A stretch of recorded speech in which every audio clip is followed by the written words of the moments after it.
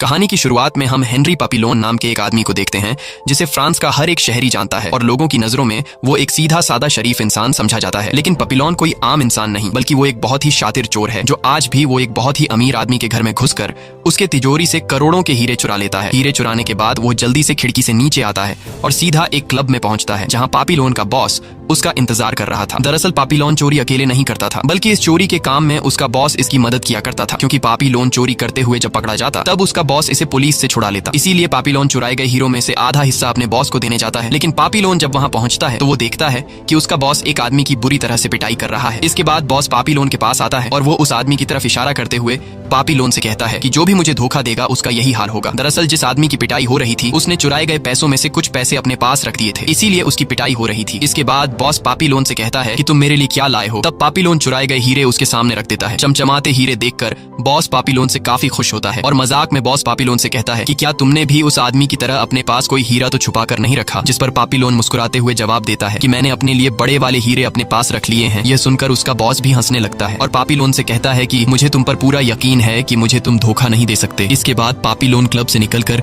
सीधा अपनी गर्लफ्रेंड के पास जाता है जिसका नाम नेनेट है। ये दोनों एक दूसरे से बहुत प्यार करते हैं और यहाँ पापिलोन चुराया गया एक हीरे का नेकलेस नेनेट को देता है। साथ ही वो कुछ हीरे भी नेनेट के हाथ में थमा देता है, जिससे हमें पता चलता है कि पापिलोन ने चुराए गए हीरों में से सारे हीरे अपने बॉस को नहीं दिए बल्कि उसने अपने पास कुछ हीरे छुपा कर रख दिए थे। अब यहाँ हम देखते हैं एक आदमी छुप कर इन पर नजर रख रहा था, जो कि असल में बॉस ने इस आदमी को पापिलोन का पीछा करने को कहा था। और यहाँ उस आदमी को पता चल जाता है कि पापिलोन ने बॉस को धोखा देकर अपने पास कुछ हीरे छुपा कर रख दिए थे। लेकिन पापिलोन को इस बात की कोई खबर नहीं थी कि कोई उसका पीछा कर रहा है।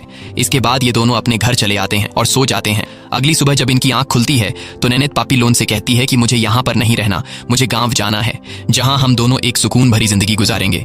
जिस पर पापिलोन नेनेट से कहता है कि गांव में कुछ भी नहीं है, मैंने कल रात जितने पैसे कमाए हैं गांव के लोग एक साल में भी उतना पैसा नहीं कमा सकते। ये सुनकर नेनेट नाराज हो जाती है और कहती है कि तुम्हारे लिए पैसे ही सब कुछ है। तब पापिलोन उसे राजी करते हुए कहता है कि मुझे सिर्फ 6 महीने का टाइम दो, 6 महीनों में मैं इतना पैसा कमा लूंगा कि मुझे दोबारा चोरी करने की जरूरत ही नहीं पड़ेगी और हम दोनों गांव में एक सुकून भरी जिंदगी गुजार पाएंगे। लेकिन ये सब कहते हुए पापिलोन को कुछ पता नहीं था कि कुछ देर बाद उसके साथ कुछ ऐसा होने वाला है जिससे उसकी जिंदगी पूरी तरह से बर्बाद हो जाएगी। अब ये दोनों एक दूसरे से बातें कर ही रहे होते हैं कि तभी दरवाजे पर मकान मालिक नॉक करता है।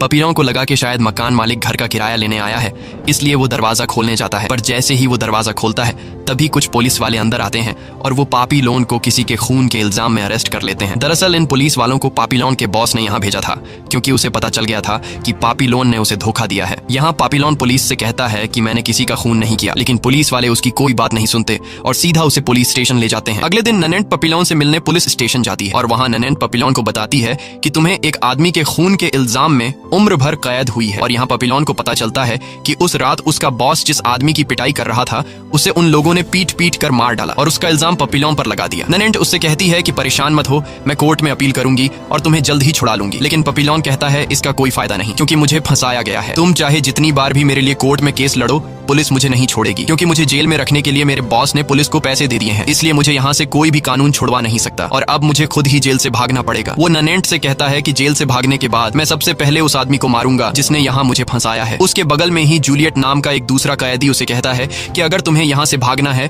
तो तुम भाग सकते हो, लेकिन यहाँ से भागने के लिए तुम्हें बहुत सारे पैसों की जरूरत होगी। इसके बाद उन सभी कैदियों को मेडिकल के लिए ले जाया जाता है और उन्हें जेल की यूनिफॉर्म पहनाकर एक साथ लाइन में खड़ा किया जाता है। वहां पर बहुत सारे कैदी थे, लेकिन जूलियट पापिलोन को एक खास आदमी की तरफ इशारा करते हुए कहता है कि इस आदमी का नाम लुइस है और वो एक करोड़पति है, क्योंकि वह यहाँ आने से पहले करोड़ों रुपए के जाली कागजात बनाया करता था और अब भी उसने अपने पास ढेर सारे पैसे छुपा कर रखे हैं। जूलियट पापिलोन से कहता है लेकिन वह यहाँ ज्यादा दिन जिंदा नहीं रह पाएगा, क्योंकि उससे पैसे छीनने के लिए यहाँ के कैदी उसे मार डालेंगे। मेडिकल होने के बाद सभी कैदियों को जेल के कपड़े पहनाकर शहर के रास्ते से जेल ले जाया जाता है। अब यहाँ रास्ते में लुइस की बीवी एक वकील के साथ लुइस से मिलने आती है, जो लुइस से कहती है कि तुम परेशान मत हो और वह लुइस से वादा करती है कि वकील की मदद से मैं तुम्हें कुछ ही हफ्तों में जेल से छुड़वा लूंगी। अब यहाँ सभी कैदियों को समुद्र में बनी जेल में ले जाने के लिए एक शिप में बैठाया जाता है और जब सभी कैदी शिप में बैठ जाते हैं तब पापिलोन सीधा लुइस के पास आता है और लुइस से कहता है कि इस जेल में बहुत से खूंखार कैदी हैं जो तुम्हारी जान के पीछे पड़े हैं, क्योंकि वो तुमसे पैसे छीनना चाहते हैं। लेकिन अगर तुम चाहो तो मैं तुम्हारा बॉडीगार्ड बन सकता हूँ, मैं तुम्हारे सोते जागते हर वक्त तुम्हारी रक्षा करूंगा, लेकिन तुम्हें इस काम के लिए मुझे पैसे देने होंगे। ये सुनकर लुइस मुस्कुराता है और कहता है कि मुझे तुम्हारी मदद की कोई जरूरत नहीं, क्योंकि यहाँ मेरी सेफ्टी के लिए ये गार्ड्स हैं। लेकिन उसका ये भ्रम जल्द ही टूटने वाला था, क्योंकि वह कभी जेल की वहशीपन से रूबरू नहीं हुआ था। और जैसे ही रात होती है तब सभी कैदी सो जाते हैं, लेकिन जब आधी रात होती है तब किसी आहट से लोइस की आंख खुल जाती है और वो देखता है कि एक आदमी उसके बगल वाले कैदी का गला काटकर उसे मार देता है और उस कैदी ने जो पैसे अपने पास छुपा कर रखे थे वह उससे छीन लेता है और उन पैसों में से कुछ पैसे वह लंबा चौड़ा आदमी वहीं पर फेंक देता है। कुछ देर बाद वहां एक गार्ड आता है और उस लंबे चौड़े आदमी ने जो पैसे फेंके थे वह गार्ड उन पैसों को उठा लेता है। यह सब देखकर लोयस बहुत ज्यादा डर जाता है और अब जाकर उसकी अक्ल ठिकाने आ जाती है। लोयस समझ जाता है कि यहाँ उसकी जान को खतरा है, क्योंकि उसके पास ढेर सारे पैसे हैं और उसने देखा कि यहाँ के गार्ड्स भी कैदियों के साथ मिले हुए हैं। सुबह होते ही लोयस सीधा पपिलॉन के पास जाता है और पपिलॉन से कहता है कि मैं तुम्हें पैसे देने के लिए तैयार हूँ, बस तुम्हें मेरी हिफाजत करनी है। अब पपिलॉन को जेल से भागने के लिए पैसों की जरूरत थी, इसलिए वह मान जाता है और पपिलॉन लुइस से कहता है